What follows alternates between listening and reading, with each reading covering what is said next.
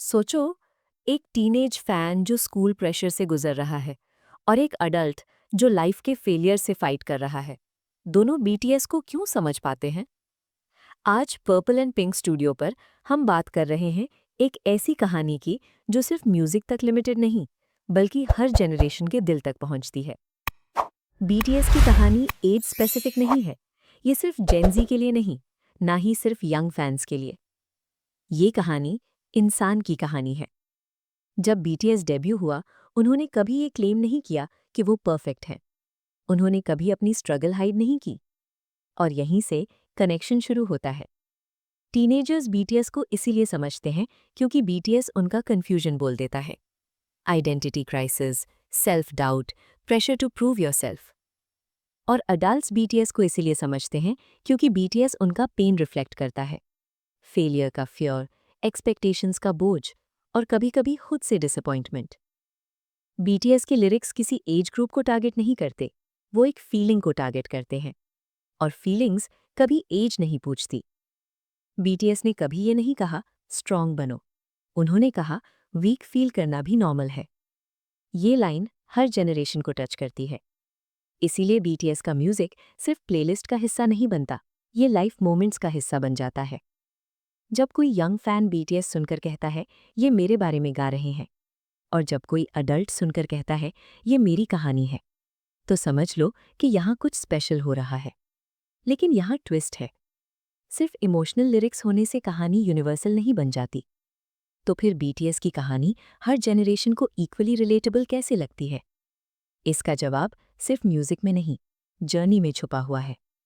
BTS ने कभी shortcut नहीं लिया, उन्होंने कभी ओवरनाइट सक्सेस का ड्रामा नहीं किया। उन्होंने ग्रोथ को स्टेप बाय स्टेप दिखाया। और ये चीज़ हर जनरेशन को रिलेट करवा देती है। ओल्डर ऑडियंस के लिए ये पेशेंस और कंसिस्टेंसी का लेसन है। यंगर ऑडियंस के लिए ये होप और बिलीफ का एग्जाम्पल है। बीटीएस की कहानी बोलती है तुम लेट नहीं हो, तुम फेल नहीं हो, तुम बस प्रोसेस में हो। और शायद इसीलिए ये कहानी सिर्फ एक एरा में फिट नहीं होती। लेकिन अभी भी ये पूरी पिक्चर नहीं है, क्योंकि अगर सिर्फ स्ट्रगल की कहानी होती तो दुनिया में बहुत सी कहानियां हैं। फिर बीटीएस की कहानी हर जनरेशन के लिए टाइमलेस कैसे बन गई? बीटीएस की कहानी हर जनरेशन को इसीलिए समझ आती है क्योंकि ये सिर्फ सक्सेस की कहानी नहीं, ये ग्रोथ की कहानी है। हर जनरेशन लाइफ के किसी ना किसी स्टेज पर सेम क्वेश्चंस पूछती है। मैं कौन हूँ? क्या मैं काफ़ी हूँ?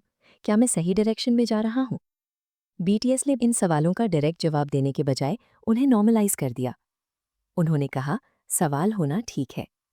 और ये अप्रोच एज प्रूफ है। बीटीएस ने अपनी ऑडियंस के साथ ग्रो किया। जब फैंस यंग थे, म्यूजिक यूथफुल था। जब फैंस मैच्योर हुए, म्यूजिक भी मैच्योर हो गया। ये एवोल्यूशन फोर्स नहीं था, ये नेचुरल था। इसीलिए ओल्डर लिसनर्स बीटीएस को इमेच्योर नहीं समझते और यंगर लिसनर्स बीटीएस को बोरिंग नहीं कहते। बीटीएस ने कभी जनरेशन गैप क्रिएट नहीं होने दिया। उन्होंने वैल्यूज की बात की, self respect, kindness, honesty, mental health. और वैल्यूज कभी आउटडेटेड नहीं होती। चाहे दुनिया एनालॉग हो या डिजिटल, प्रेशर सेम होता है, फियर सेम होता है, होप सेम होती है। बीटीएस ने इसी कॉमन ग्राउंड को टच किया। और फिर आता है सबसे पावरफुल रीजन। बीटीएस ने कभी अपनी ऑडियंस से ऊपर बैठकर बात नहीं की। उन्होंने प्रीच नहीं किया, उन्होंने साथ चलकर बात की। इसीलिए बीटीएस का मैसेज लेक्चर नहीं लगता, कॉन्वर्सेशन लगता है। और जब कहानी कॉन्वर्सेशन बन जाए तो हर जनरेशन उसका हिस्सा बन सकती है। आज बीटीएस सिर्फ एक के-पॉप ग्रुप नहीं, वो एक मिरर है जिसमें हर एज का इंसान अपनी रिफ्लेक्शन देख सकता है। इसीलिए जब हम कहते हैं बीटीएस की कहानी हर जनरेशन समझ सकती है, तो इसका मतलब सिर्फ पॉपुलैरिटी नहीं, इसका मतलब है रेलेवेंस विदाउट एक्सपायरी डेट। अगर आपको ये ब्रेकडाउन मीनिंगफुल लगा हो तो वीडियो को लाइक ज़रूर करें। कमेंट्स में बताएं कि आप कौन सी जनरेशन से हो और बीटीएस की कौन सी बात आपको सबसे ज़्यादा रिलेट हुई। ऐसी ही डीप, इमोशनल और high retention BTS story telling के लिए पर्पल एंड पिंक स्टूडियो को सब्सक्राइब करें, क्योंकि यहाँ हम सिर्फ आइडल्स नहीं, उनकी कहानियों का मतलब समझने की कोशिश करते हैं।